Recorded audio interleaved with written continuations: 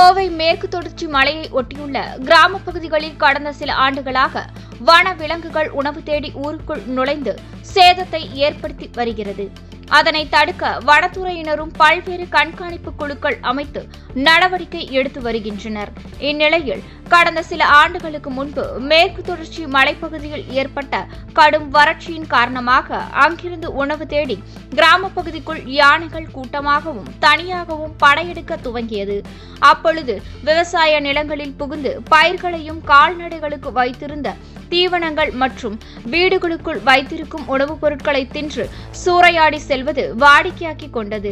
உணவுப் பொருட்களை ருசி கண்ட யானைகள் உணவுகளை தேடி அடிக்கடி புகுந்து சேதத்தை ஏற்படுத்தி வருகிறது.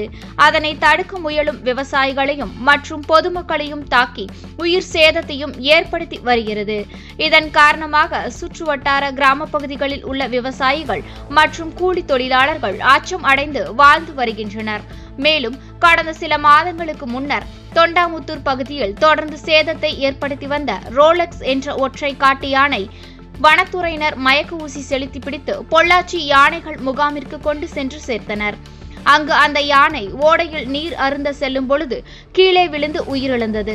ரோலக்ஸ் ஒற்றை காட்டு யானை இருக்கும் வரை சிறுவாணி அடிவார பகுதிகளில் ஒற்றை கொம்பன் என்ற காட்டு யானையையும், தடாகம், வரப்பாளையம், பன்னிமடை சுற்றுவட்டார பகுதிகளில் வேட்டையன் என்ற ஒற்றை காட்டு யானைகள் அடிக்கடி ஊருக்குள் வருவதை தற்காலிகமாக நிறுத்தி கொண்டன. தற்பொழுது ரோலக்ஸ் என்ற ஒற்றை காட்டு யானை இல்லை என்பதால் அடிக்கடி அந்த ஒற்றை கொம்பன் மற்றும் வேட்டையன் என்ற ஒற்றை காட்டு யானைகள் ஊருக்குள் புகுந்து சேதத்தை ஏற்படுத்தி வருகிறது.